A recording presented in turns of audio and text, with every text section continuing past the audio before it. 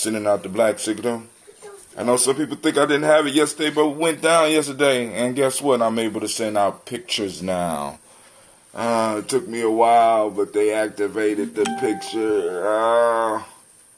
Let's see, did it go out? Alright, so let's go and get this show up and started. Family, I need to welcome you to the Congregation of Mighty, where your hustle builds muscle. This is Giami Journey Media. You was kind of late there, girl. This is a Heart of December production, and this is the Daily Toast. Well, you know we strive to blow up your old paradigm.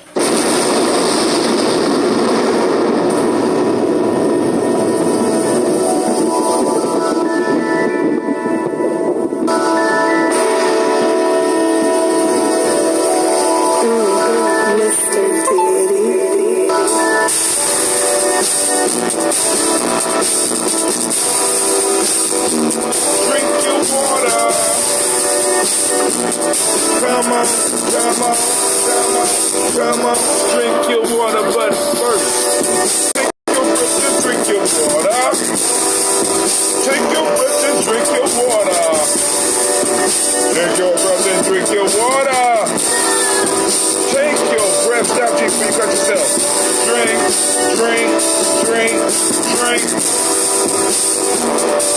Or should we say, breathe, then drink. Now grab your glass with that water. Get your container of that water.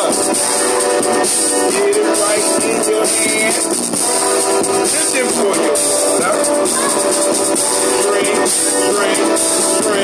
Drink. Live, pour, then drink. Shouts out to Demetrius Miller. Move your body and drink some water. Stretch. Move your body and drink some water. Move your body and drink some water. Stretch out. Move your body. Drink.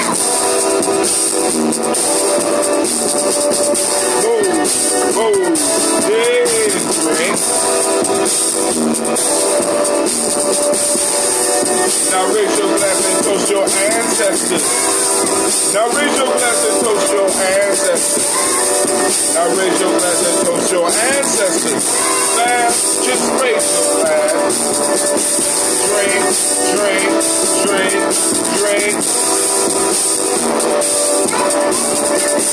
Live, toast, then drink. Shouts out to Brother Kwame. Take your breath and drink some water. Lift and pour yourself some water. Move your body for some water. Raise your glass and toast your ancestors. Breathe, live, move, toast. Breathe, live, move, toast.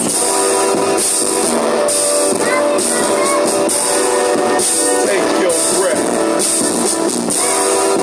Live and pour. Move your body. Toast your ancestors. Break down. Bring it up with me, fam.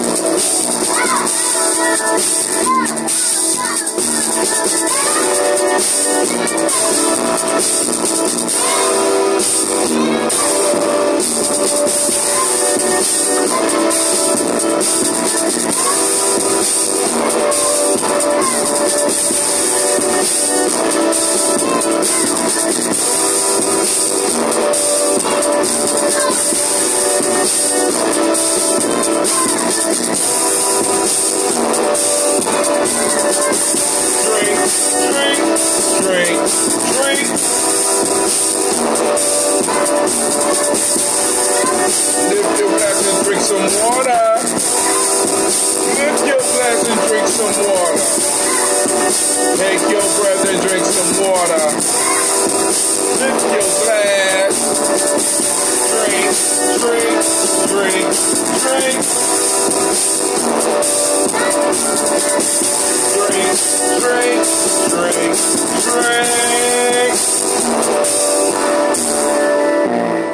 right, family, what's going on?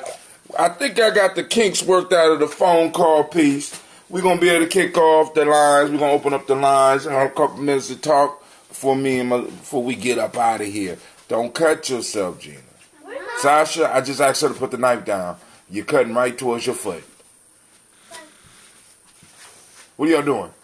We're making crafts right now. Oh, you make okay. Oh, I prefer, yeah, but I'm not feeling safe with those scissors or that knife. The real life here, Gianni Journey. Right now, my eyes is I can't see clear. I don't know if I need my glasses. I got my glasses, but I've been up catching up on some DC stuff. I've been watching some stuff, and and man, I just been laid back. I did do a show yesterday. Brother Kwame said he didn't see the show yesterday. I don't know what's that about. So hopefully the word is getting out. I didn't send out the black signal though yesterday. I sent out the black signal today. Like I said, once again, we're gonna open it up so that we can have some conversation. I had to change the method in which I do my calls. So you still call the same number. And I think we might have I think I might got something that's working just a little bit better. But, it took some time for me to figure it out because yesterday I was kind of unclear because I woke up and the SIM card was missing. I'm like, why my damn SIM card missing? And now I'm not getting a signal on one of my tablets, and I need to know what that's about. But it's still working. So we're live up on Spreaker, Facebook, and some other no black signal, and no notice that the show even played yesterday. What? Now even on Facebook, because I'm wearing the same clothes, so not these clothes, but the same clothes I wore today. Before we went to Detroit, we had a great time. I'm gonna be putting a video together. And be looking out for another Gina G and Sasha Mosh project. Giami Girls. Oh, Giami Girls. They done changed the name of the show. The Giami Girls, they're gonna have a show. So I like that title, Sasha. Did you come up with that? No, you did. I did? Yeah. Oh, the Giami Girls is gonna be having another show where they are at the African American Museum or ADOS Museum up in Detroit. With some of the stuff that they did. I'm glad they had a real good time. So what I'm gonna do is I'm gonna do the toast, and then I'll post a number. If anybody want to have a conversation, we can have a conversation. There's a whole bunch of stuff out here bubbling right now. We know the whole ADOS movement, ADOS, as some people say, is under attack. And yesterday I was just flustered. I couldn't get nothing together. I wake up, my SIM card gone. I just got done watching the interview with Talib Kweli on Boyce Watkins' show with Vicky Dillard, and I was oh my god. I mean, it's just family, just working with the family, working with the people. It get kind of hard, especially when this petty shit just keeps popping up, right? And it's like you could almost see the gold ring, and you're reaching for the ring, and all of a sudden somebody's hand just come and knock the ring out your way, and you be like, what in the world? What just happened?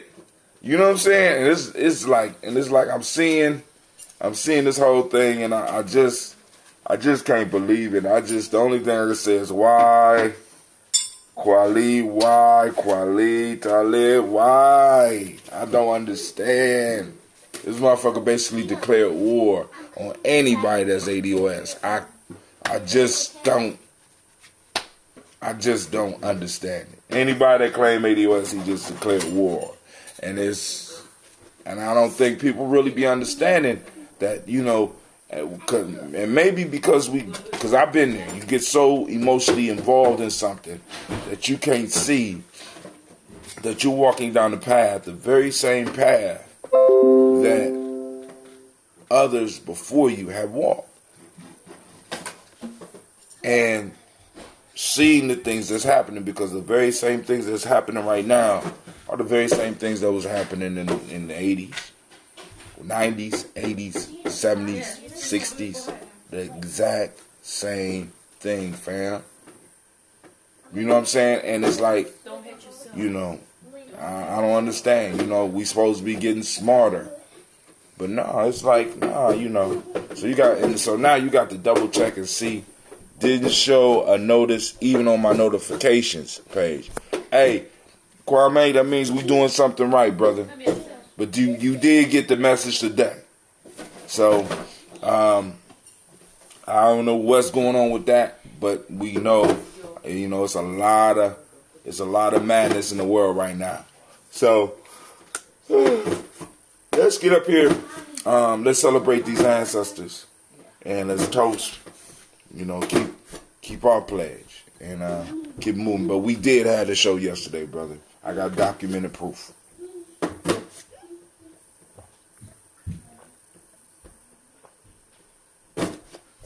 Should I have been drinking that during the show? For those new to the broadcast, or new to the show, understand that, you know what I'm saying, we toast our personal ancestors on this show on a daily basis, and you're more than welcome to join us. You're more than welcome to post up your ancestors. There's several different ways to do it. First way is, if you're on the podcast right now, you're on the broadcast right now, you go on and hit me up in the chat. If it pops up, I'll read their name. Yeah, I agree with you, Brother Kwame. He has become confused about who his true enemy is, right? But he's not by himself.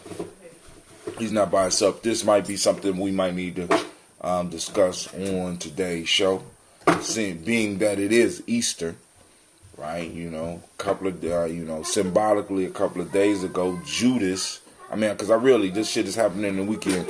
A few days ago, Judas betrayed Christ. Right? You know what I'm saying? And this, you know what I'm saying? Same shit been going on over and over and over again. It's always somebody, and you know, and so now I'm understanding how it's happening with the whole emotional piece. You know, we get tied up with the emotions. You hurt my feelings, so I have to destroy you in some form or fashion. And we can see this happening. And it's crazy, man. It's crazy. I'm going to open the lines up. Now, I'm going to open up the lines after we get done with the toast. So, family get ready. Ready. Brother Kwame say, maybe I have been knocked off the list. You didn't get a black signal either? You got an Apple. And I did send an MMS message. It's not an SMS today, it's an MMS. I wonder if that would be different. You got my text from my phone too today. So I don't know what's going on, Kwame. You know what I'm saying? Maybe we've been blocked, brother. Congratulations, brother. We made it on the list. Because I just seen that one of the networks that I was on just dropped me. And I don't know what's up with that. Yeah, I'm not concerned with it, but, I don't know what's up with that. Because we was on...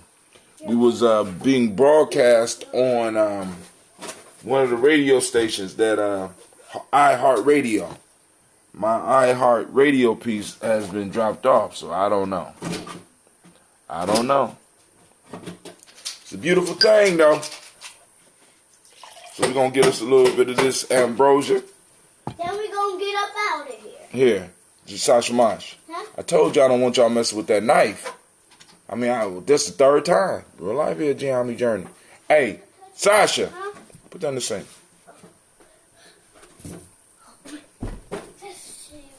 That was a good job, girl. All right, today I'm going to switch out, take the scobies up out of the ambrosia, and let it sit for about 3 days. 3? Yeah, let it breathe for about 3 to 4 days. Or 5? I need to make... You already did the tea been done. So now I need to make my special... Well, Yeah. Kwame, if you want yours, I got to make your special mixture. Somebody wants some lemon lime, so I got a bucket for that. We'll get it together. So, family first, giving honor to the creator by whatever name you choose to call that creator. We lift up our glass, we salute that creator by whatever name you choose to call that creator, and we say, Ashe. thank you, Mosh. From there, we move to our list of our illustrious ancestors, celebrating them on a daily basis, right? Nobody say it would be easy. Nobody said it would be comfortable. We just said that we would do it. Miles Brown, Miss Ann, Robert and Texana Davis, Herman Brown Sr., Rosalie Tilly, Georgia and William Walter, Christopher Pendergast, and Lena, Chris Fiend, Cleveland and Geneva Brown. Margaret Ellis, that's right. Wash Ellis, Cecil Ellis, Alvaro Brown, Gina, thank you, Sasha Moss, Herman Brown II, Barbara Twiggs, Wash Ellis Jr., Katie Ellis, Nikki Ellis, Jamon Jones, Jeremiah Tappan Wright, John Fallard, Montague Pittman L, Normal X, Pet Ra, Malika Facourt, Dr. Marianne Williams, Kojo Kamal, Elder Millie Dixon, Tony Clark, Pastor Yusuf Weston, Elder Ajani, Elder Ron Coleman, Elder Robert Donaldson, Alfred Bropro, Hector Jr., Jay Edwards, Carlisle Harris, Grace Lundy, Inez Harris, William Bill Moss, Phyllis Rose, Sterling and Lucy Wright, Derek L. Pulliam, the Luxor Brothers, Miss Lita Brooks Crawley, Miss Marie Nelson, Mr. Frederick Crawley Sr., Miss Jerry Brunson, Mr. Alonzo Johnson, Miss Marie McDowell, Jennifer Foster, Charles Jordan, Kel Smith, Walter Smith, Richard Triggs, Francis Johnson, Mary Franklin. Be careful with that knife. We are. Mary Franklin, Jimmy Williams, Daniel Ford, George Gibson, Nana Loretta Clark, Inez McCrae, Fritz Clark, Frankie Justice, Katie Justice, Derek Rinderman. Put the knife in the sink. We done with the knife.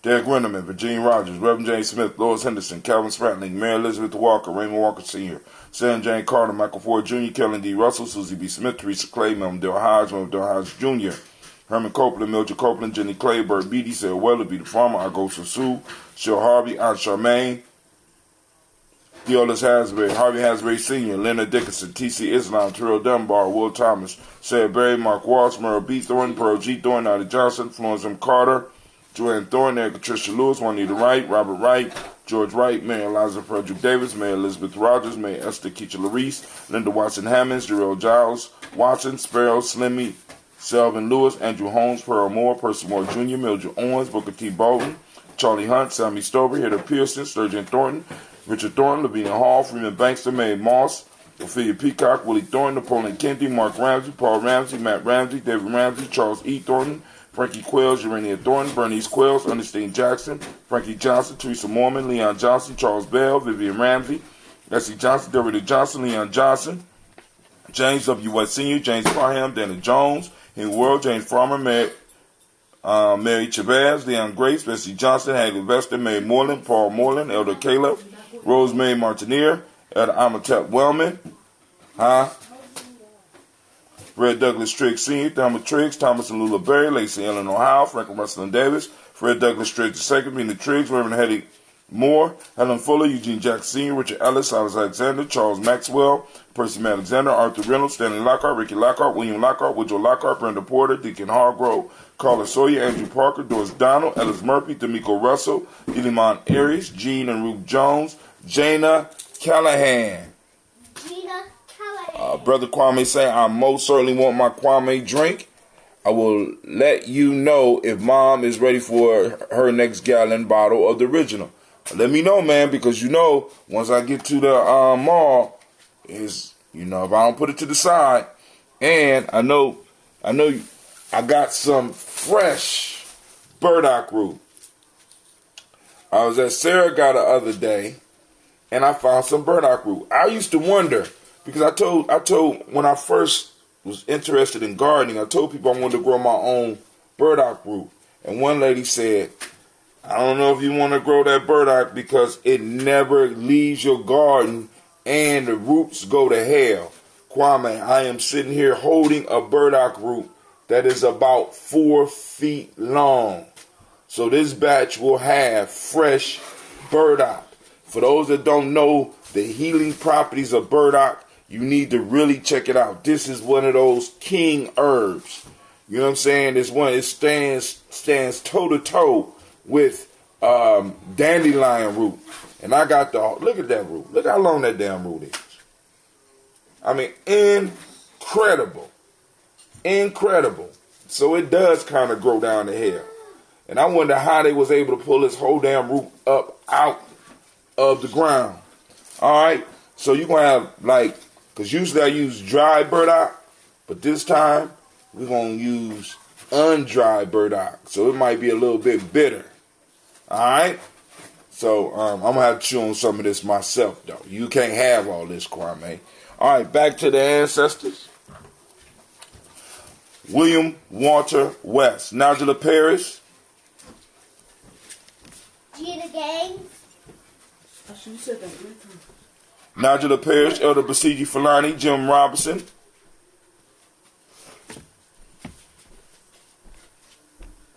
Gina Gaines. Gladys Johnson. Okay. Valerie Clark. John and Mary Sullivan. Dirk Johnson. Antonio Johnson. Delise Waters. DeFriedis Hines.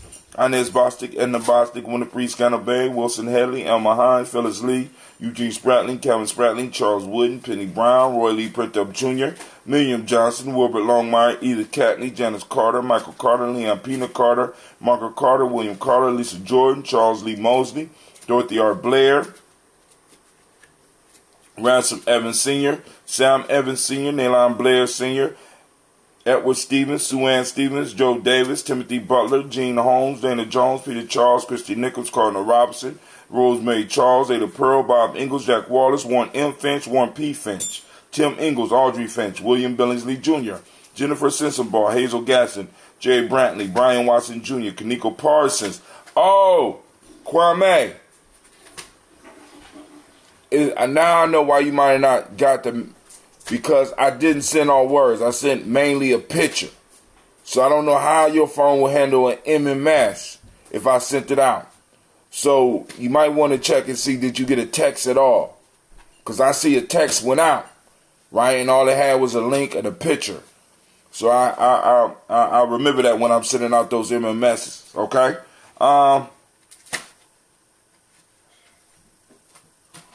Where we are... Audrey Finch, William Billingsley Jr., Jennifer Sensenbaugh, Hazel Gasson, Jerry Brantley, Brian Watson Jr., Kaniko Parsons, Jason Kathy Bradford, Thomas Bradley, also known as Uncle Buki, also known as Gypsy, Reverend Roosevelt Word I, Stacey Trice, Frank Smith, Mother Bertha, Michael Leonard, David Brown, Ruth Carter, June Cox, Ruth Cox, Paula Cox, Ronald Irving, Judy Hubbard, Irene Johnson, Francis Booth Jefferson, Dan Wilkinson Sr., Emma McClendon, Jerry Doyle, Mina Robinson, May Nichols, Patricia Williams, Shabaka Teray, Greg G2 Gibson, Donna Hill, Richard Cleavis, Lee Irby, Tommy Irby, Boy Irby, Jim Gaucher, George and Hallie Johnson, Archie and Margaret Armstead, Diane Scott, Erica Armstrong, Claire Fox, Gene Evans, Archie Beck, Anna McGill, Charles McDaniel, Christine Cottrell, Becca, Alice Arnold, Arthur Arnold, Hattie Reed, Charles Reed, Eulin Andrew Baker, Patricia and Edwin Brooks, Gwendolyn and Bob Hatch, Kimball Vernon, Bradley Kim, Janie Harriet Tubman Cates, Spencer Sturgis, Sally Mae Baker, Ethel Baker, Creola Baker, Geneva Baker, Aaron Nino Baby Hatch, Hatch Sr., Mally Miller, Halsey Hashtag Cleveland, Mother Gibson, Alex Nixon, John Bowie, Lester and Rachel Saunders, Doretha Ross, Viola Ross, Robert Nelson, Francis Stevenson, Leroy Stokes, Lily Johnson, Fletcher Swan, Maddie and Charlie Scott, Ida Casey, Thomas Cofer, Vivian Stevenson, Mona Ann Lewis, Cornetta Lyman Lewis, John Jackson, William Dallas Lewis, Mary Francis, Chappelle Jackson, Michael Slade, Joanne Perkins, Richard Jackson, Martha Ford Dawson, Big Mama, Nanny Harris, Eva Ford, James Harrison, Margaret Towns, Mary Williams, Leroy Q. Heap Sr., Albert Moore, Miss Vanilla, Albert Motley, Geraldine Elizabeth, Douglas Thompson, Ellerton Houston, Ned Alls, Elijah Alls, Jerome Alls, and West Staten, Joe Jamel Alls, and Pierce Donald Carter, Lily Green, Nathan Green, Ben Braun, John Dewey, Ruth Beard, Tim Butler, Amy Laura Newton, J.B. Froggy, Thomas Newton Sr., Barbara Naeem, Jeanette Sanders, Jerry C. Sanders, Roy Pruitt, a hammer, Roy Pruitt, H.J. Brantley Sr., Henry Wilson, Rufus Jenkins, Minnie Wilson, Catherine Sanders, Muriel Alice, Elizabeth Sanders, Henrietta Irby, Mildred Armstead, Margaret Armstead, Catherine Anthony, Reed Brown, Charles Walker Sr., Charlie Walker, Cecil Russell, Diane Irvin, Haroon Phillips, William Ford, Margaret Logan, Phyllis Barnett, Lee Irvin Sr., Michael Irvin, Ozella Watson, Hugo Watson, John Caldwell Sr., Robbie Lee Caldwell, Nevaeh Mitchell, Ron McCormick Sr., Sabrina Easley, Rashawn Easley, Javea McCormick, Barbara Ann Reed, Dorothy Ann Reed, John Reed, Shekel Maha Reed Jr., John Reed Jr., Patricia Reed, Edward R. Benson Sr., Ethel H. McNair, Lord Fernandez, Jacqueline Broadus, Reginald Oliver, Mazarin Cooper, George Swan, Imani Grayson, Charles Scott, Charles H. Scott, Michael Morgan, Charlene Morgan, Sybil Edwards McNabb, Annie Ferguson, William Ferguson, Shelby McClendon. Let's keep it moving. Joyla Giles, James Carswell, Liberta Adams, also known as Aunt Sis, Elder Shaka McNair, Anthony Brown, Jonathan Ford, Lottie Gaucher, Cousin Tony, Michael Johnson, James and Jimmy Johnson, Barbara Shank Lewis, Ronald Shelton Jr., Damian Top, Westina Banks, Joseph Bingham, Quincy, Mama, Aunt Lady, Abraham Isaac Cundiff, Aunt Barbara Lewis, Renee Johnson, Joy, Ryan Ross Riggins, Jamonte, Marcus Price, Ness Words, Marshawn McCarroll, Demetrius Beard, Herb Jefferson, Ralph Mickens, Eric Walker, Quasi Sample, Candace Simmons, Severin Clayton, Leonard Jones, Melvin Scott Sr., Elder Clarence Lumpkin, Elizabeth Johnson, Frank Smith, Stacy Trice, Denisa Gorey, Nathaniel Hassan Turner, Khaled Isen, also known as Nigel Turner, Demetrius Lewis Flint, Alberta Woods, Geneva Simmons, Daniel Tilley, Angeline Gant, Sharifa, Oscar Kane, Audrey Gripper, Dominique Nichols, Ruth Elaine Johnson. We lift up our glass to all of those ancestors, and we salute and we say Ashe. From there we move to our present moment. Of course, y'all know we are celebrating and we are moving in the present moment, family. And you know what this moment is? We are on Imani, so activate those reticular formations. We're going to seek out faith on this day. We're lifting up our glass, and we're saluting this moment and maintaining the pact we have with our ancestors. And by doing so, we are also maintaining the pact we have with our future generations. For those that don't speak the language, Imani means faith. Harmony is the mighty principle of the day. Trust is the M7 of the day. Red is the color. Couldn't find my red shirt. It is what it is. Gender, right, is the Hermetic law. Male name for the day is Kwesi. Female is Akasua. Sasha, go and get your hair done so we get out of here. Lift up our glass and we salute this moment and we say Ashe. We move to the future. And what's in the future, we toast those future generation, our children.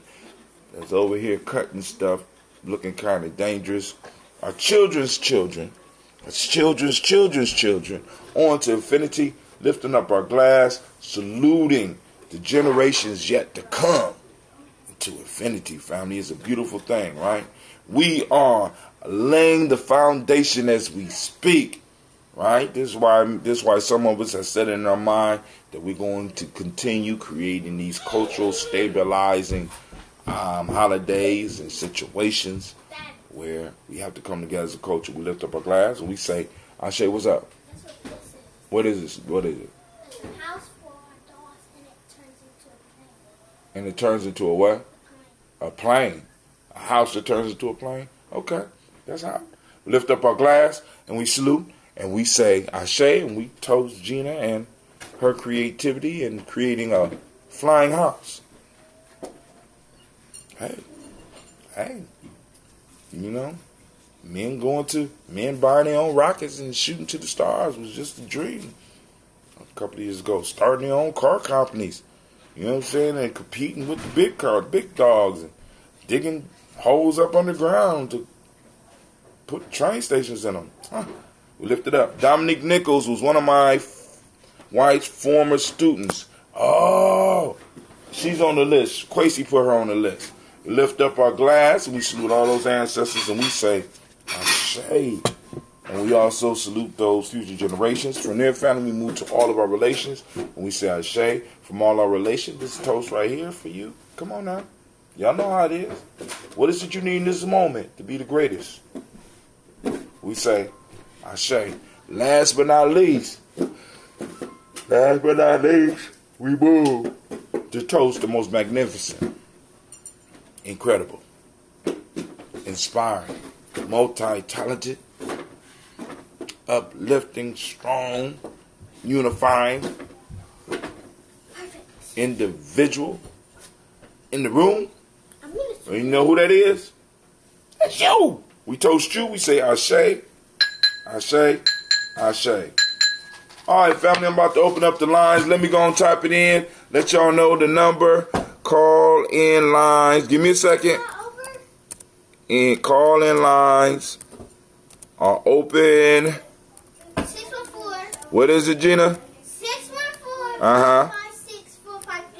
556-4535. 556-4535. Let's go and get it on. Let's get it on. So y'all see I gotta use my tablet now because my mic in my camera went out and we haven't even been using it all like that. That's whack, right? Yeah. But we'll be able to get HD calls. Put that down. That's a mic. So the lines are open. 614-556-4535. Wait for the others to join. Let me turn it up a little bit. I'm gonna entertain them. There we go. Like I said, I keep the lines open for a couple of minutes. Call in lines I'm gonna entertain them. are open. I've been wanting to see what's in here. 614 dash 556 dash 4535. Wow. Let's get it. Alright, so I'm going to give you a couple of seconds for those that are interested in calling in and having this conversation about whatever direction y'all want to take it. It's on you. So what you gonna do? No, it's my show now. Oh, it's Gina's show now? Alright, so let me go on. Let's play a little bit of music. No, I'm Until- gonna entertain them. Well, how you gonna entertain? What you gonna do? Come on now. If you gonna entertain them, you can't be hesitating. So we'll play a little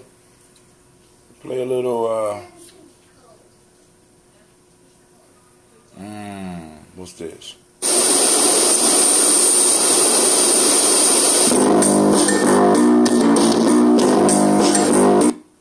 Nah, I don't want that. Did you rap that? No, I ain't rock that. Let's go. Let's do a mind stopper. This is an old story that I did years ago. Those that are interested. No. This is Brother Hatem, and I am coming to you live on Folk Tales for Grown Folks. Well, actually, it's not live. I'm experimenting with some new technology that I have. 556. I upgraded my phone, 4535. and I'm trying to integrate my phone into my radio shows like I've been doing, but I want to try it in a different way. But this is the story of the day, and I call this one of my mind stoppers. I'm going to use this motif in different ways, but I'm going to just use it like this, so bear with me as I tell the story. We have a 65-year-old man, and he's sitting in a bar with his friends. He's sitting with his friends talking about 614, this young girl that he, quote-unquote, knocked off earlier in the day. He hooked up with her. She was 20 years old, and they had sex. And, of course, this old man, he didn't use any protection. It just so happened that another woman walks into the bar, and she's 40 years old. And this old man shoots game at this 40-year-old woman and end up sleeping with her that night. So he slept with a 20-year-old earlier in the day, took some Viagra, and slept with the 40-year-old on that day, of course not using any protection, and he goes home. So 7 months down the line, he gets a call from the 40-year-old who says that she's pregnant and she's going to keep the baby regardless of what he thinks. Maybe 5 days later, he get a call from the younger girl talking about she was 7 months pregnant and she was going to keep the baby. What he does is he decides that, he been a player his whole life, so he decides he's going to settle down. So he don't want to settle down with a 20-year-old because that's going to be too much like raising a daughter. Then he should have stopped with her in the first place, right? But anyway, he decides he's going to settle down with the 40-year-old. So he hooks up with the 40-year-old and he explained his situation. At the same time she's pregnant, there's another girl pregnant. 40-year-old woman is cool with that and she's willing to work it out. So what he does is he arranged for both of them to meet because he wants his children to be able to play together without any issues, without any craziness. I have to get up on my Facebook. Hold on. The young girl comes over and lo and behold, 614. the young girl is the daughter of the 40-year-old woman. Now, that's not the brain stopper because I'm... All right, 614-556-4535. Once again, that's 614-556-4535. Bring the brain stopper onto you. Now, so it so happens that after he make it through this rough shot right here, this rough spot, the women had the babies. He's still hooked up with the 40-year-old. He solved the issue because he didn't know. You know what I'm saying? They didn't know. It just happened. So they work it out. Well, farther on down the line, he finds out that he went to high school with the 40-year-old's mother. And she just happened to be his girlfriend in high school. And right when he left high school, he went straight to the military. So him and her hooked up before he left. He lost all contact with her because he stayed in the military for 10 years. She didn't contact him or anything, but he found out that she had a daughter. And guess what? The daughter was the 40-year-old woman that he's got pregnant or that he just had a child by. Now, here's the mind stopper. We know the relationship of the man and all the women, but this is my question to you. What is the relationship between the two children? How are they related? Think about it. This is called a mind stopper. If you come up with an answer or an idea, hit me up and let me know. Alright, this is Brother Hatim, and this is Folk Tales for Grown Folks. Peace. Alright, Sister Kim, you on the line? Hey, how you doing? I'm doing good. Let me see if I can turn it up a little bit so everybody can hear you. What's going on? Oh, I'm over here dealing with the heat. Well, hey, for some of us, that's a good problem to have. She lives in Ouagadougou, Burkina Faso. Got it all together. Got it all down. Yep. This is our correspondent from Ouagadougou in Burkina Faso. So what's on your mind, Sister Kim? Because I know you always got some good stuff coming from the perspective outside of the country. Oh, my God. I got so many things on my mind. Most recently about the attack in Sri Lanka. I know it's not Africa, but I woke up this morning and I saw that, and my heart just stopped, to see how they could do an orchestrated attack like that. 8 different locations in the country, different cities in the country. What? So I just thought that really devastating, and my heart goes out to the people of Sri Lanka. I went there. I visited there in 2017 with my family. I was there for 10 days. And it was wonderful. Like, what can I say? Okay, let me tell you how good it was. When we got off the train and we were from Colombo to Negombo, where they did one of their attacks, and the taxi driver, which is like a tuk-tuk driver, he took us to our hotel. Just having a general conversation and small talk. So he takes us to our hotel, and so the next day we want to go sightseeing. So my husband was like, he seems like a nice guy. Let's call him. We called him. He picked us up. He took us sightseeing. Next thing you know, he's like, are you hungry? We were like, sure. He's like, come to my house and eat. We ended up eating at his house 3 times during the time we were in Sri Lanka. His daughter, his wife, gave my daughter a beautiful sari. She gave it to us. The people were so nice and so open. My husband is African, and it's true, a lot of Asian countries do act funny with Africans, but not them. They were like, my brother, we all the same. You black, we black. I mean, I was like, wow. It was really sad to see that happen, and I hope, they recover. Hello? Yeah, I'm still here. Man, so you said it was... I just hope they recover. So that's... You said there was 8 synchronized attacks? Hello? Uh-oh, Sister Kim might have dropped off. Or hopefully I didn't drop off. Somebody else is there? Hello? Yes, Quasi. I called in to listen. Well. Okay, cool. So you just listening in. How you doing? You getting ready for your show? Yes, sir. All right, cool. So, and I know some other stuff. I mean, because I didn't even look at the news this morning. So now there's some type of attack in Sri Lanka, and we got to get behind that and see and look into it a little bit more. I can't speak on it because I really don't know what's going on with that whole piece. But like I said, lines are open. It's our time to have. This our time for our toast and our talk. So some people out there got some other stuff on your mind. By all means, feel free to call in and let's have a conversation. I'm doing it a little bit different now. The sound is not as high as I thought, so I'm going to have to, next time I might have to change to the new speaker I got. Because I thought this speaker would be able to produce a louder sound so that y'all can hear. I don't know if y'all can hear it very well, but Sister Kim was talking about the attacks in Sri Lanka, and then when she come back, we'll continue the conversation. Now, I'm back. Hey, I'm back. Go ahead. Can you hear me? Yes, ma'am.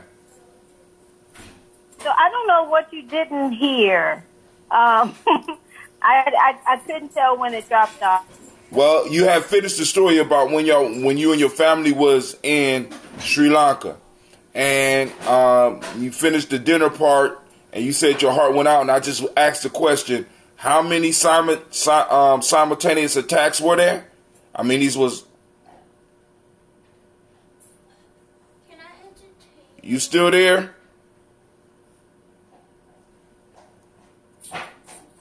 All right, she fell off again. So now, somebody fell off the line. I don't know what's going on. Yeah, there you go. Uh-oh. But somebody called back in. Are you back? Hello? Yes. Are you back? I'm back. I can't tell when it drops off. I just don't hear anything. Right. So, but go, so what else is on your mind? Oh, gosh, that's on my mind, and I've been trying to keep up with the whole ADOS backlash, but I think people who are dealing with it are doing a really excellent job handling their business, so I'm really, I feel good, I feel protected, I'm not worried about, what's going to happen right now. And I'm doing my part. Like, I talk to people here, and I explain stuff to people here, so I think we got to all do our part. Wherever you are, you have to explain who you are and how significant you are in America. And I do. Yeah, keep spreading the word, family. You know what I'm saying? And basically, that's what we do. You know what I'm saying? We bring people together, like-minded, different-minded, don't matter. You know what I'm saying? We share that information. We had a trip up to the African American History Museum, or you could say ADOS, right? ADOS Museum, right? Where they was in detail going through what was going on for us historically. And it was a good experience to go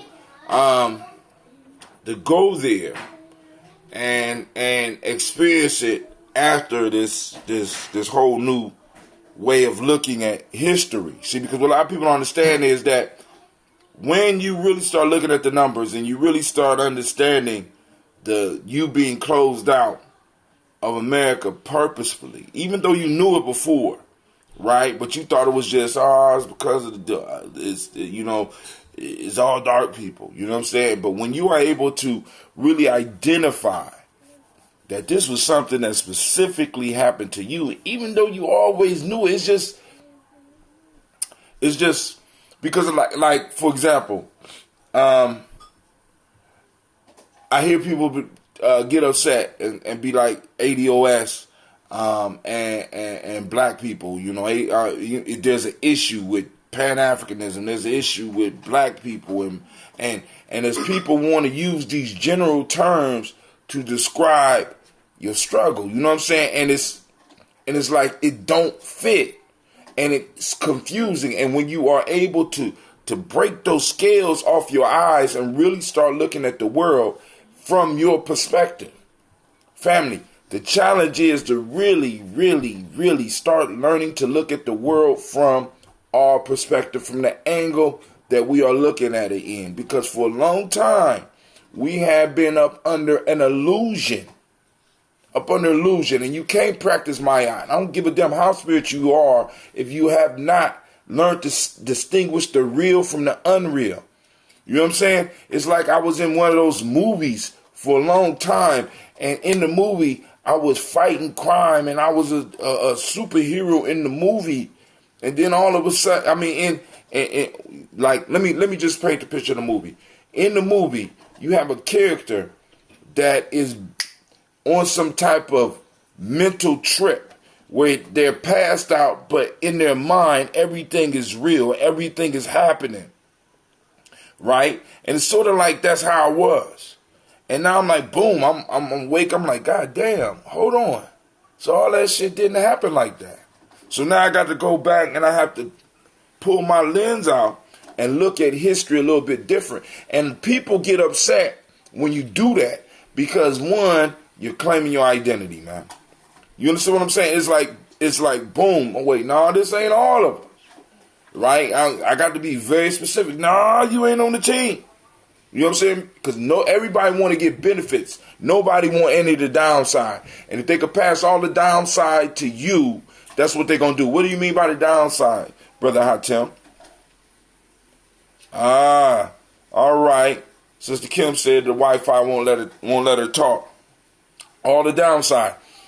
Family, we have people benefiting off of the foundation that our ancestors laid. Eating off the plate that your ancestor made. The plate that's set on the table that your ancestor designed. Sitting in the chairs that your ancestors built. In the house that your ancestors erected. On the floor that your ancestors laid. We got to be very clear about this shit. Right? And on top of that, the very ground on which the house stands is your ancestors' burial plot. You know what I'm saying? And it's like when you really start thinking about it, it's like it's hurtful to other people. Go ahead. Hello? It's very hurtful to people because nobody wants you to get your due. Because it don't benefit them. Understand that? So, and when you start taking it back and you start looking at it, people start getting offended because you was letting us do this all these years. They go to the teenage arguments. Well, we've been doing this. Huh? No, it's a baby on the line. What's going on, baby? Who that? Gina? What's up, Gina? Gina, you called in? Yeah, she did. Oh my God. Gina on the line, y'all. Alright. So, now, this whole issue, we already kind of discussed the whole issue with the Talib Kweli piece, so we don't necessarily have to get into that unless y'all really want to get into that. But there was an interview, a very interesting interview on Boyce Watkins. And I can't put my finger on it, man, but there's something about Brother Boyce Watkins that is just, and before I speak out, I got to put my finger on it. I don't know. You know what I'm saying? It's like, because it's like I'm hearing them, and it's sort of like it's sort of like at one point in my life, I was trying to do the peaceful. I mean, I'm still pretty peaceful, but I had my brothers, all my young warriors that was with me. You know what I'm saying? They basically would do what I asked them. I didn't have to tell them. They would do what I asked them. So there was a serious issue that was going on in the neighborhood. One of the Giammi, one of the Giammi boys at that time got jumped. I don't know who the woman is that's suing Boyce. You know what I'm saying? And I'm not really as interested in that as I am with the whole idea of, I don't know where he stands. You know what I'm saying? Because it's like he falls out with a lot of people, but he don't never say directly that he fell out with them or that he, you know what I'm saying? It's like, I need to know where you stand. You understand what I'm saying? And it's kind of so, with people like that, I gotta kind of distance myself because you don't know whether they're gonna turn on you at a crucial time or not. Brother Kwame say he proposes that we invest in the very companies that would have us enslaved, which, you know what I'm saying? And it ain't even that advice that bothers me. You know what I'm saying? It ain't even the whole, because I'm not totally one to say sit around and wait for reparations. I've never been that. I'm with, there are things that we can do. There's things that we can do. We need to be doing them, but we still need to be pursuing what we are owed legally, what we have the right to. So I am a full believer in being able to invest in the build, and I mean, because I can't claim to be a nation builder and be waiting for another nation, somebody that treats me like an outsider to provide me with something. You know what I'm saying? Gina, get off the phone. It's real life at Giammi Journey. So it ain't his investment piece that bothers me. But anyway, back to my story with my young dude. So rather than trying to fight, the dude listened to some of the stuff I said, and all my sons and brothers was out there in the parking lot, and he reached out to shake the dude's hand. The brother acted like he was going to shake his hand and busted him in the face. Right? So, you know, even because I was a lot older than all of them, even with that, I had to jump up and get ready to run in. He like, no, it's cool. He mad. You know what I'm saying? So he like, yo, you know, we go one-on-one. And then one of the dude's boy stepped up, and he walked up and said, no, he ain't got to be like that. And he stuck his hand out. Right? My brother like, cool. He stuck his hand out. As soon as he stuck his hand out, this motherfucker tried to take his head off. Right? And at that time, it was fucking, ain't no more shaking hands, ain't no more of that shit. I'm sorry that I told you that shit. Ripped him a new asshole. Get it. Let's get it. Wherever we go, let's take it because, you know what I'm saying? Get the brother. Let's go. Boom. Let's get him. You know what I'm saying? Because the whole piece was, it's like boom. And it's like, when I'm dealing with somebody like, or I'm looking at somebody talking like that, like Boyce talks, it almost reminds me of that, hey friend, bah! We don't get along, we've been boom, boom, bah!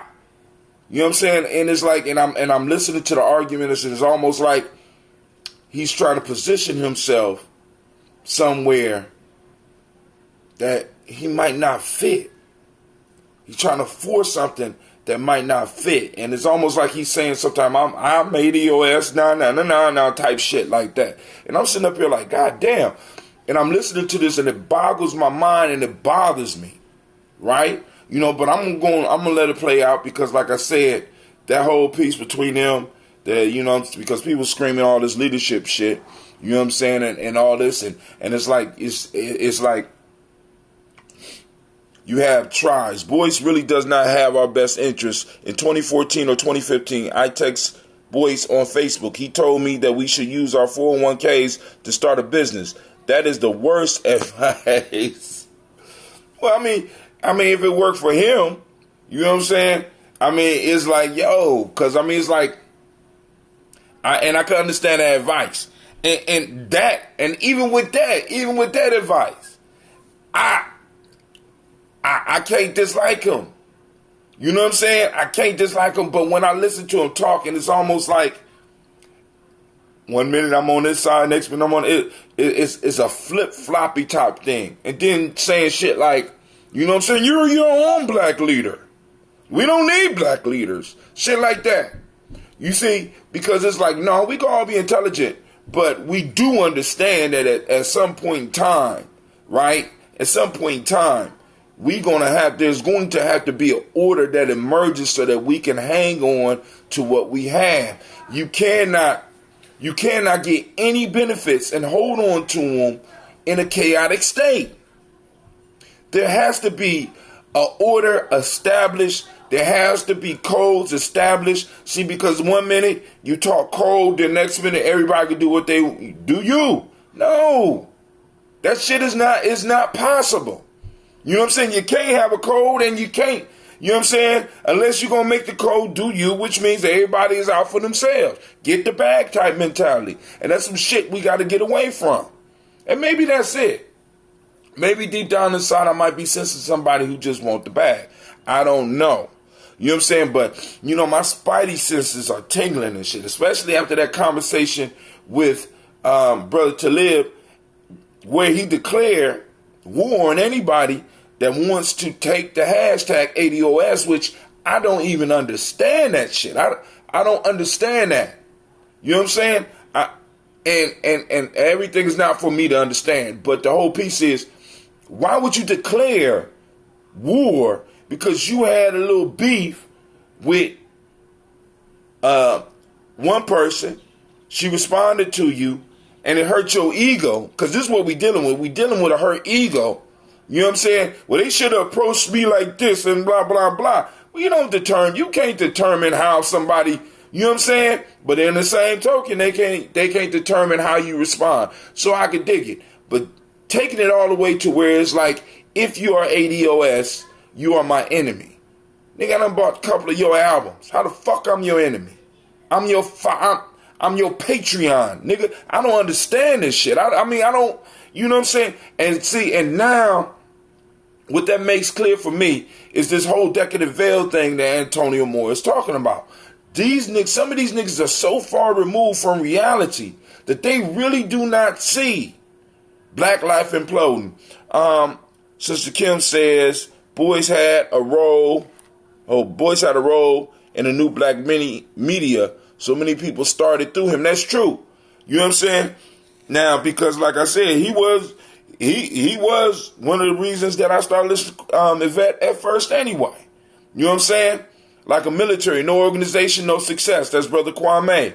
He's a child of his environment. Wow. That you talking about Talib or you talking about Boyce? Because maybe it's both. You know what I'm saying? Because like I said, I mean, maybe because he close to my age. He's somewhere around Quasi's age. He might be. He's in his 40s. Quasi's not in his 40s yet. So I understand that warrior energy, but to blatantly see, because especially in this type of time that we in right now, to blatantly say that you are at war with a faction of your people. I mean, like blatantly, because you do have some people that don't have all the screws there. That don't make no goddamn sense, especially with this shit that just happened in California. I don't understand. And speaking of that,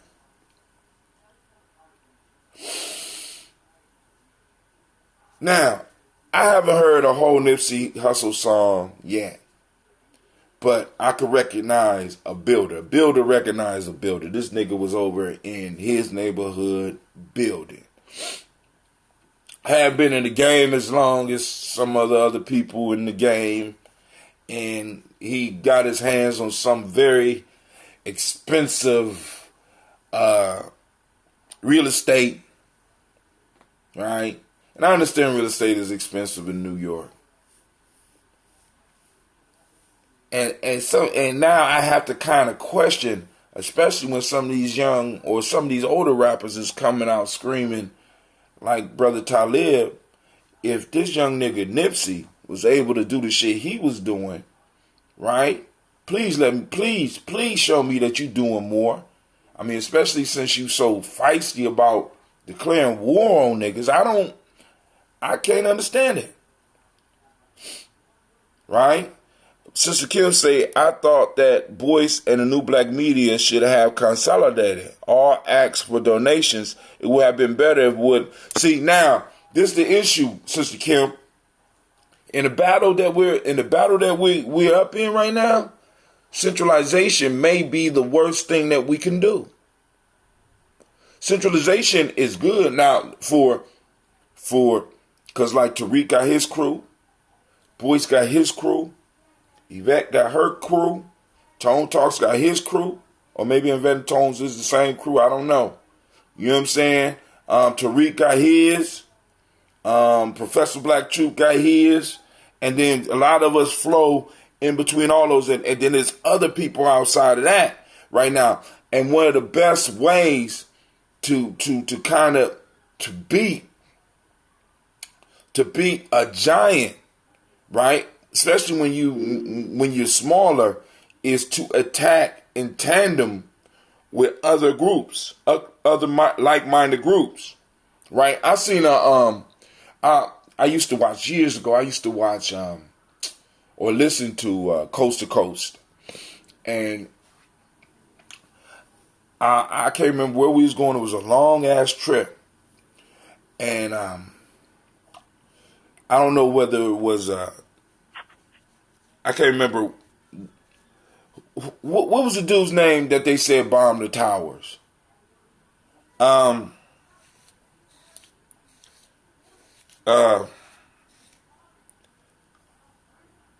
bomb in 911 did the whole 911. They held him responsible for that. They hid out in Afghanistan supposedly for a long time. Well, anyway, they did a price comparison on the show, and they said, listen, this is how they're going to beat the United States. Bin Laden, in order to bomb the towers and to train the people that supposedly bombed the towers, they spent $1 million. But the war that America has launched on them has costed America $500 billion. This was back then. So $1 million from a decentralized group shot in one specific direction correctly, and everything just happened to line up. Boom! If you believe it happened like that. I know a lot of those conspiracy. Please don't hit my timeline with all that conspiracy. You know what I'm saying? I don't want to. But boom! then all of a sudden the large organization, in order to try to get this smaller organization, has to expend massive amounts of money and resources to try to stop this group. Al-Qaeda, ISIS, and all the other groups work well because they work as unified cells of an objective, not cells of a single body. So you could take out one, but the others will adapt and overcome the methods that you use to take out the one. You understand? When you centralize, you bring everything into one place where everybody can become a target. It's easier for me to get you. You know what I'm saying? Centralized doesn't work if you're small and broke. You know what I'm saying? When you don't have the political capital to protect yourself, being spread out in the way that we are, and to be reaching people in the way that we are, and to have the black media doing what they do, because to say like the black media, who is the black media? That's just a term. That's not an actual group. You understand what I'm saying? It's a term that a lot of people can fit up under, right? Because in some cases, you listen to some people, it was the voices of black media that forced the idea of reparations. You know what I'm saying? Now, the question you got to ask is, does Tone Talks and Yvette Carnell consider themselves part of the quote-unquote black media? Black media is a concept, it's an idea. It's not a centralized organization. Unfortunately, our decentralized cells spend too much time attacking one another. But that's how it starts. You got to sharpen your blade somewhere. That's called practice. Kwame, unfortunately, that's called practice. You know what I'm saying? And like I said, I don't like it, but it's part of the process. And even in attacking each other, the message is still getting out. Because you got a lot of people that's being turned off. Right now, there's somebody that's listening to the interview with Talib Kweli that's turned off by him, that's turned off by the whole other side of that. And it's like, boom, new thoughts sparked in their mind. It often takes that conflict and that struggle. Out of that conflict and that struggle comes strength and comes ideas. If you know what I'm saying, if we was living in harmony, you know what I'm saying, like we were, because for a long time we was living in the idea of harmony, in a Pan-African, we all black peace. And it took some young people come in and be like, psh, that shit ain't, psh, Pan-Africanism is dead, psh, this slamming shit. You know what I'm saying? Boys walking is garbage, psh, psh, breaking all that. This do for self shit, pow. It took somebody coming in being like, God damn, wow, wait, you can't say that, but damn, let me think about that. You understand what I'm saying? It takes the unconventional sometime to get us to really, really start moving. It takes different ideas, uncomfortable approaches. People that makes us. This is why I say it as Giame, we gonna have to get used to when we walk in the room making people feel uncomfortable. Right? We was at the Detroit Museum, and we always do this thing because anybody that's been in the atrium, I guess that's what you call it, of the Detroit Museum, that shit is an echo chamber. I'm gonna post up the footage. That shit is an echo chamber. You can stand in the middle and say something, and that shit will spiral up over your head, and everybody could hear you. Or you can go to one point and whisper something, and the shit will bounce off the wall exactly. And if you know the spot to stand, you can hear that person like they standing right next to you. So we get up in there and we do the Ungalea piece. Incredible. I'm going to post it up. It's going to be in the newsletter. But somebody on the line. What's up? I see Brother Shock in the house. What's going on? What's going on out there? I'm chilling, man. Sipping on this ambrosia. Got to make these special blends. Yeah. Go ahead. So I listened to the Voice Watkins joint yesterday. Talib and the sister. And what it sounds like, it don't sound like the issue was totally the black agenda or what was on paper, but was the what the real behavior and the treatment was. You know what I mean? It sounded like they came into the room on attack mode and solicited a response. So I don't know. Well, I mean, you could read the original tweet. She did. She entered the whole conversations very aggressively. But the thing that I brought up last week when we spoke about it, are we in a position to continue peacefully addressing shit? Or do we have to make motherfuckers feel uncomfortable? Because right now, one of the issues that we cannot allow to happen is for motherfuckers to get this idea about reparations, get hot about it, and do it just like one of these fads that we always go through. But see, that's the thing, Hatim. I mean, in theory, that sounds great. But can we do that without having the behavior of separatists, or is that the goal?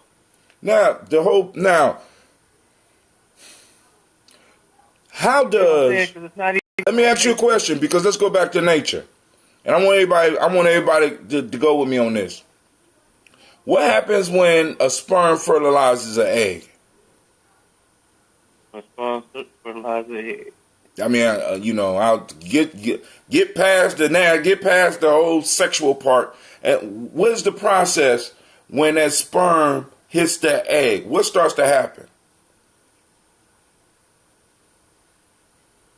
A baby is made. How? How's that baby made? Nurtured in the womb. It's a lot. Pixie dust magic. I don't know. He said pixie dust. Did you just say pixie dust? You suspended. Splitting. Y'all hear me? The cells start to split.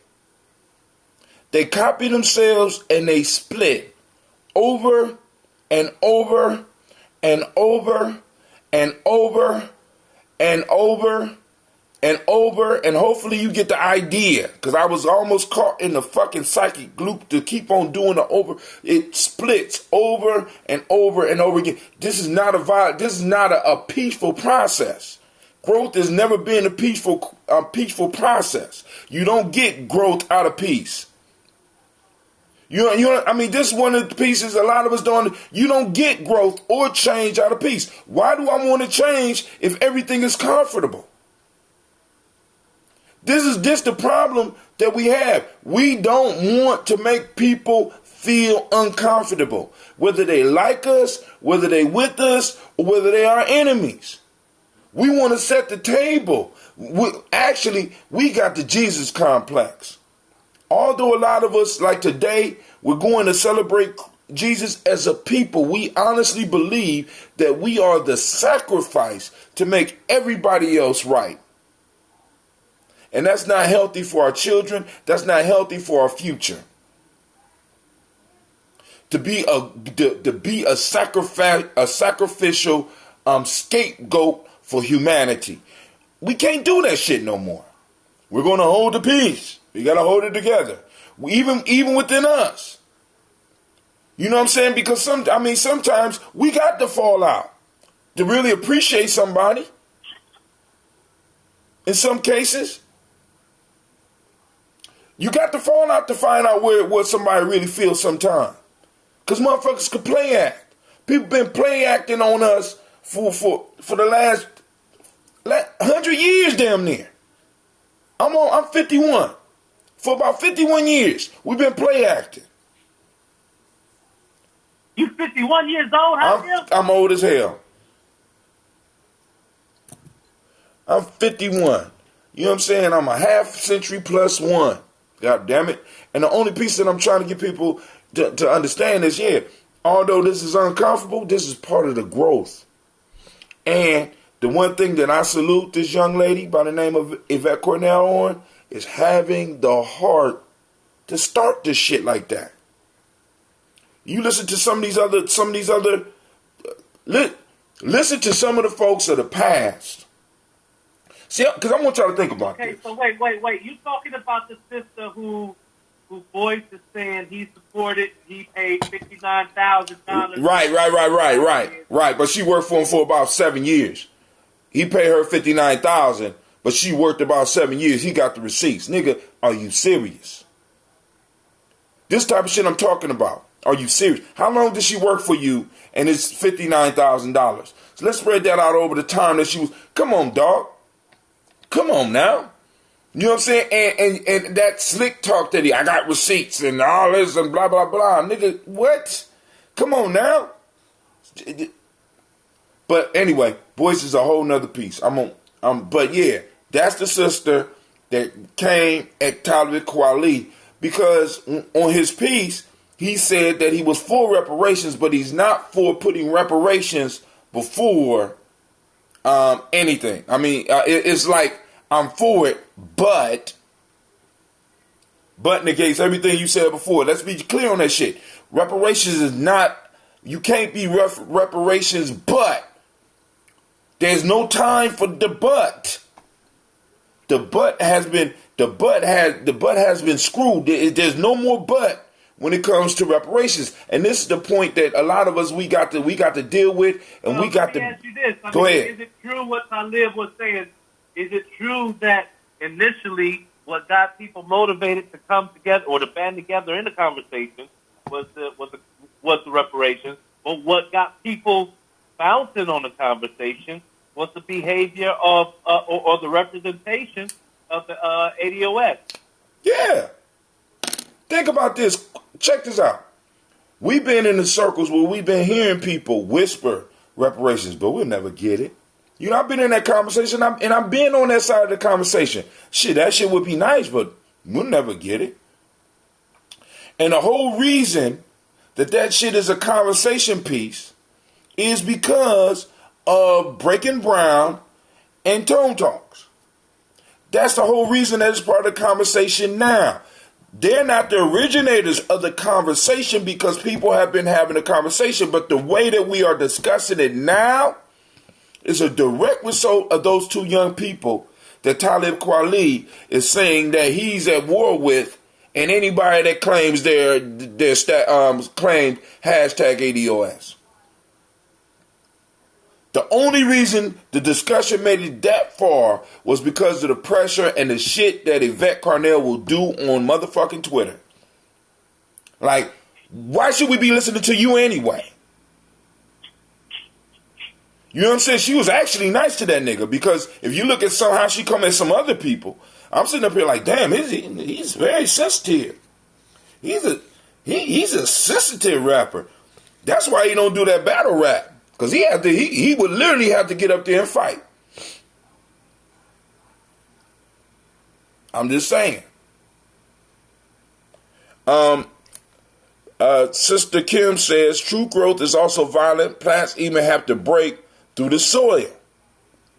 We are made to be the sacrificial lamb and the scapegoat.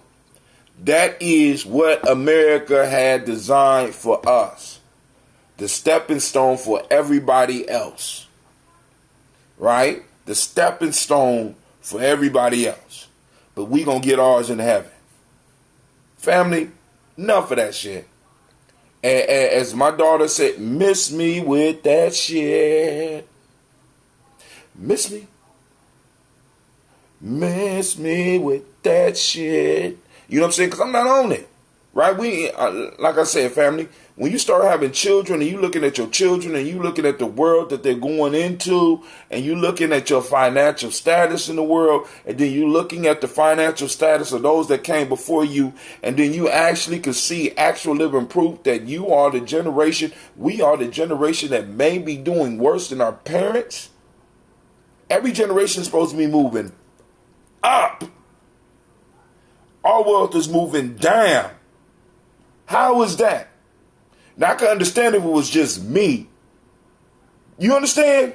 But when I look around and I see a pattern, and I'm going to young people's houses, and I'm seeing how their parents are living, and I'm meeting their parents from the school situation, from whatever work I'm doing, and I'm looking at their situation. You know what I'm saying? Working in a school where everybody get free lunch.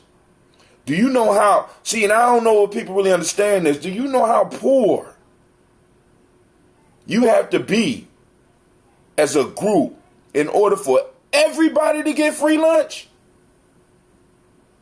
And then you talk to the children and they're like, oh, we doing good. Like, God damn. They don't know. You know what I'm saying? And it's like this illusion. Let me ask you something. Go ahead. Do you think it'd be better if they did? Yes, I do. You know why? Why? Because as long as have you ever been in love with a girl that wasn't in love with you? What? The story of my life. And you do everything. You write the songs, you write the poems, because I'm an artist too, and you do all the stuff that you can to try to get this girl to be in your life, and you convinced that this is the one for you. And you're stuck on stupid, you can't see the reality, you can't see the shit she doing. And then after the spell falls off of you, you're able to reflect, and you're able to see, and you're able to wonder, why in the fuck was I in love with her like that in the first place? But you missed a lot of opportunities because you was pursuing this one, and all these other ones is just walking right by you, and you can't even see them. That's how they are, missing opportunities because they think that their families are rich or their families are doing better than they are. They are missing the opportunity to take the free time that they have as young people right now and use it to start moving themselves in a direction that would not only benefit them, but benefit us as a people. Right. If I don't think there's nothing wrong with me, I'm going to continue doing what I'm doing. That means I'm going to fuck off in school. Let me ask you like this. Go ahead. When you, as the head of your household, is having financial difficulties, how much of that is your kids feel? My kids feel all that shit. I've been letting my children know that we are broke.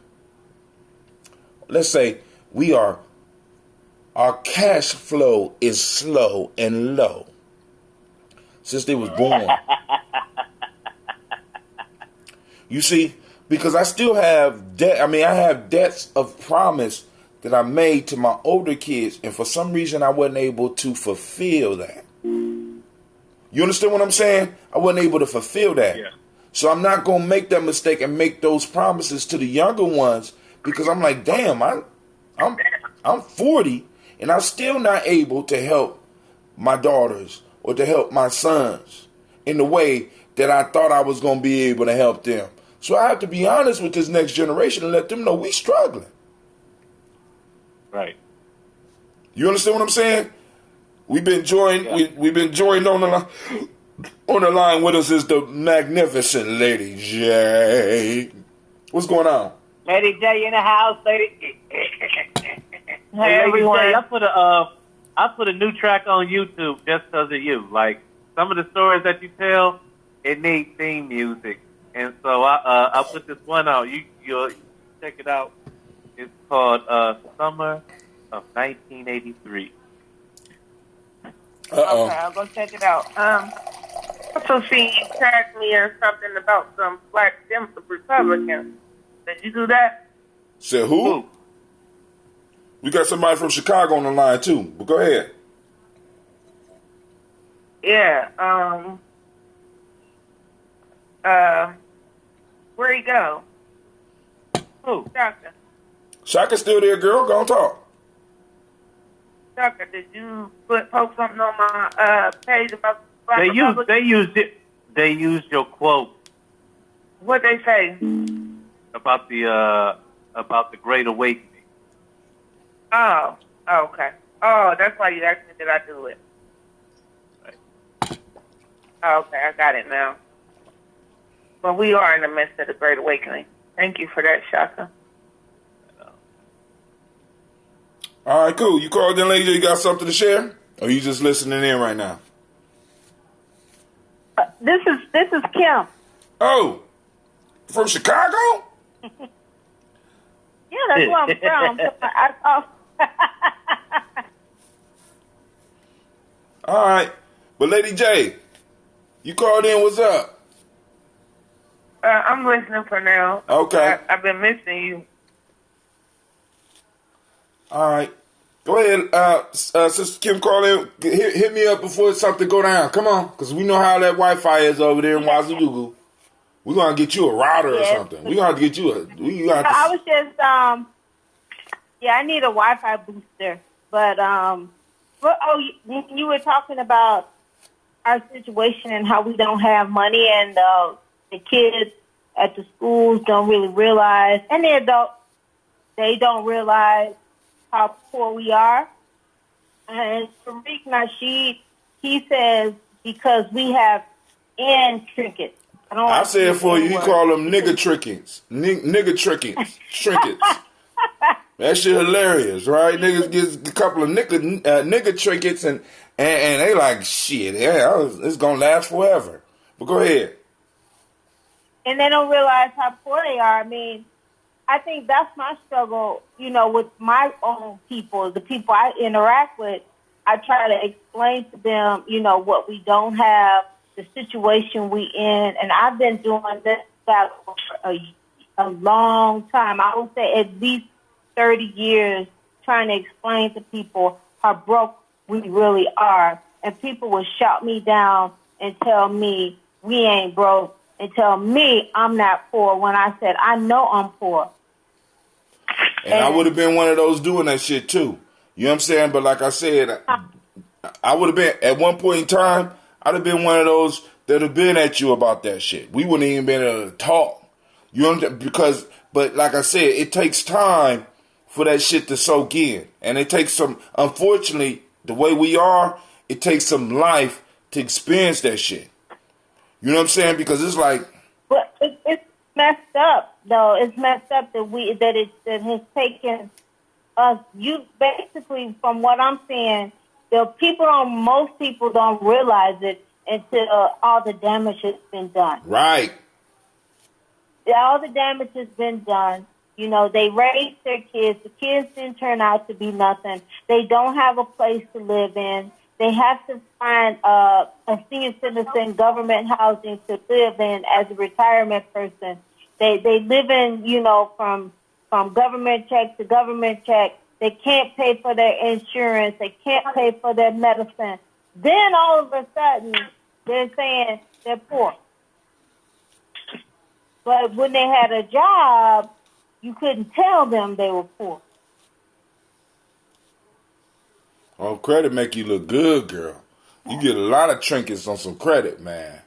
They give you, they give you a BOGO deal when you got credit. Go ahead. I give you 2 trinkets for 1. Go ahead, Lady J. I'm going to say something that I've said before. I apologize. Hopefully I don't sound horrible. But something I hurt myself today. So 2 things. So some years ago I was teaching, right? And I was teaching something in ELA. And it caused me to play this song. I forget what lesson I was teaching. But I played this song by Elvis Presley, In the Ghetto.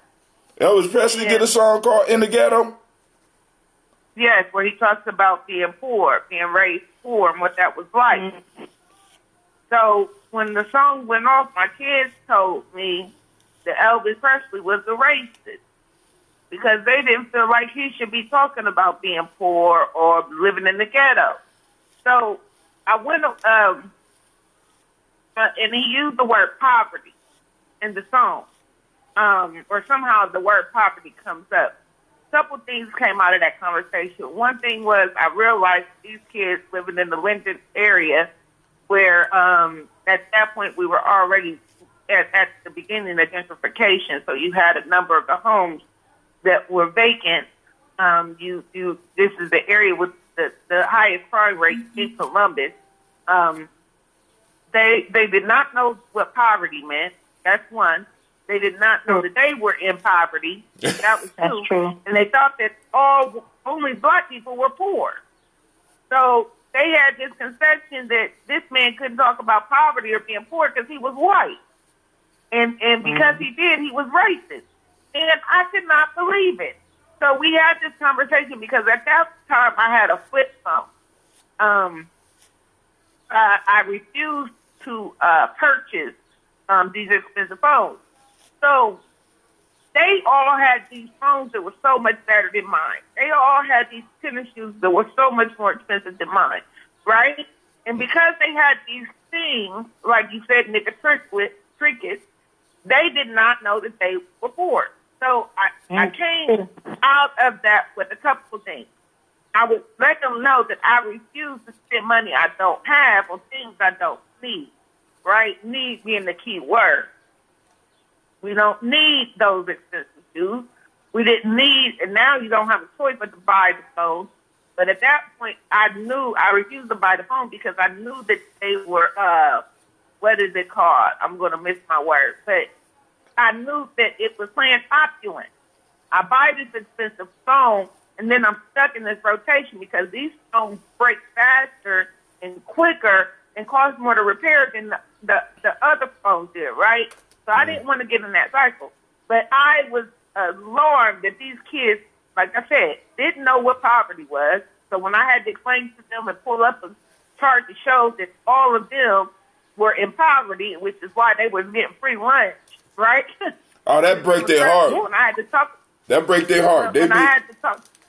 When you tell them, when you tell them that breaks their heart.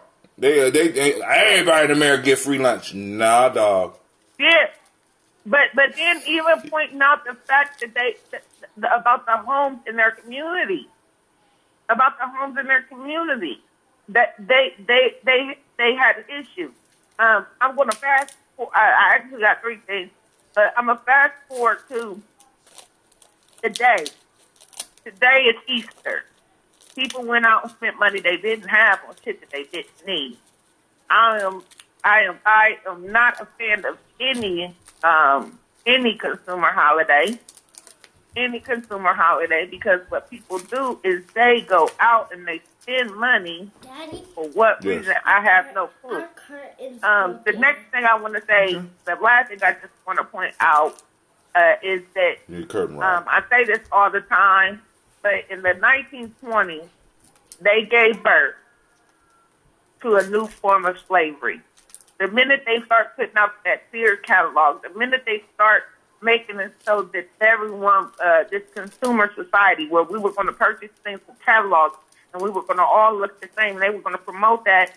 The minute they gave credit is the minute that they put us in poverty. That was the start of the. Not put us in poverty. They put us in a new form of slavery. That was the start of us buying shit that we didn't need with money that we didn't have. And we have put ourselves into a cycle of that. We stopped looking at people before. Your value in your community was based on the job that you did. After that, after the birth of that consumer society, your value in the community was based on the things that you had. So your car, your car, it was based on your vehicle you drove. They based it on your clothes. The things that you had was what held value, which is why our people don't have work. They have all of these things, capital THINGS. They have all of these things, but none of them have equity. None of them have worth. None of them have value. Matter of fact, they lose their value immediately after being purchased, and you can't go pawn it. You can't, none of that. It has no equity. That's enough, baby. And so this is, That's enough. okay, that's it. No, I was talking to Sasha. But that's it. That's all I had to Yeah. say. So, You didn't put teeth on I'm sitting up trying this. Okay. This No, I was just going to say I agree with everything you said. And my thing is, when we change our focus, like what you were saying, material things, and then we miss the idea that we're not investing in ourselves. We're spending all this time and energy getting these trinkets, but we're not investing in our relationship. We're not investing in our children. And so in the end, we end up losing big. very big. Very big. So And that's what I'm seeing. I'm 53. I'm a little older than Hatem, but I have friends who have kids who are grown now. And so many of my friends, their children are not functional adults. My friends are still struggling to take care of grown people who have kids. you said grown people that got kids. But when they were raising the kids, they could put them in the gym shoes. They could buy them the phone. They could do all that. And then you get an adult that can't function in American society. No room What for do you them. do then? No room for them. So, and this is part of the argument that a lot of people have. But I'm sorry, Tim. One of the reasons why I think that happens to Tim is because even when the parents are buying this stuff, they never show the kids the cost of it. Right? The kids think this shit just fall out of the sky. They don't know the blood, sweat, tears that go into buying these expensive things. I'm gonna tell you, like, me and my children, we all have these iPhones, right?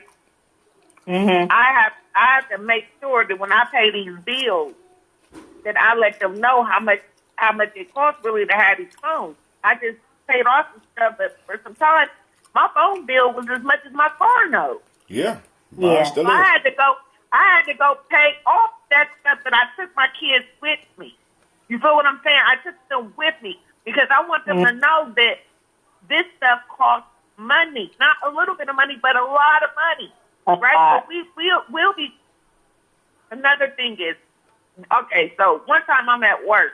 This kid has on this $400 jeans. The boy failed that year, right?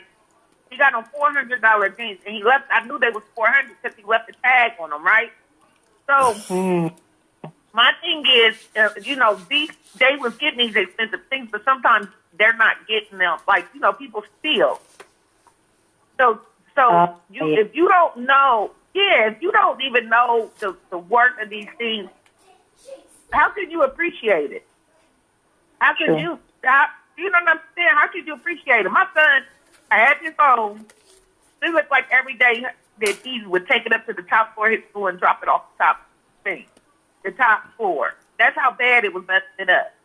So I had to leave him without a phone for a while so that he could come to appreciate that phone. You know what I mean? But our kids don't get that because nobody's telling them how much this stuff costs. They just think that it comes that easy. And I tell my kids all the time, when it's your turn to pay for it, you're probably not going to be able to afford it. And they need to hear that. And we need to kind of help them see some, and need to see some of the why. You know what I'm saying? So that they can understand and get out here and get on their grind. You know what I'm saying? To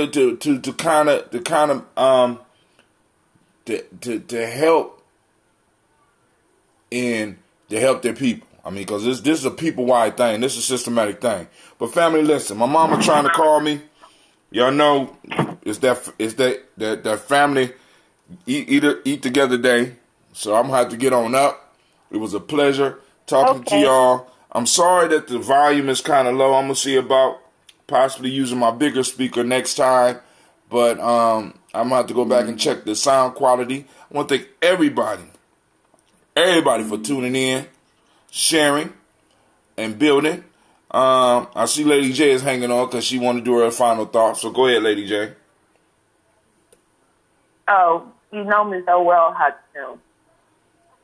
I'm sorry, I got to get to it. Because I really don't remember. That's not off the dome. That is pre-scripted.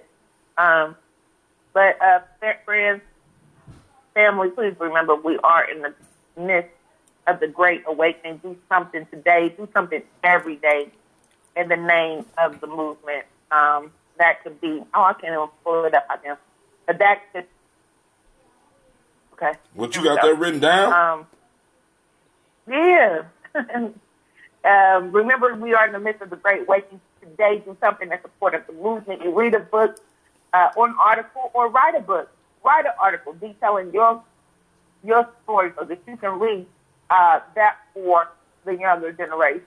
Donate to a cause, volunteer your time or services. I tell you guys all the time, schools, rec centers, they're looking for individuals to come in and do programs to help build up the youth. You know, something around horticulture, sewing, double dutch, whatever it is, you know, bring that to the youth in a place near you, a school or rec center. Always use your social media networks to like and inform, share enlightening posts. It doesn't cost you anything, right? Sign a petition. Join a march. There is a march here in Columbus coming up on Wednesday, Columbus City Schools. Normally, I would not walk march because that's not how I participate politically. I'm more of someone who likes to boycott, right? I watch how I spend my money and who I spend it with. But this march is said to benefit our students. They're talking about what do we need in our schools to make it better for our kids. And that is why I think I will be participating on Wednesday. So that is on Wednesday that will be going on. So we invite you to come down and do that. But you can plan a peaceful protest. You can participate in a boycott like I do. The switch before each one, teach one. Let's make a productive day. Remember, united we stand, or divided we all shall fall. Thank you, Hakim. All right, family. Yo, I want to thank you for joining us on the place where your hustle build muscle. This is the Congregation of the Mighty, and you are now listening to Giami Journey Media. Come on, girl. You got to get louder than that. There we go. You sitting over there chilling, eating a sandwich. Ooh, Anna Mae, you lucky these people right here, man. This is a Heart of Simba production. This is a Heart of a Simba production, and we have just did a daily toast, and of course with the talk. I want to thank all the people that was commenting, brother Kwame. I want to thank brother Quasi for calling in, Lady J, and of course Sister Kim for calling in. Did I miss anybody? If I missed you, it was a mistake of the heart, not of the mind. Family, and of course, you know, we strive to blow up your old paradigms.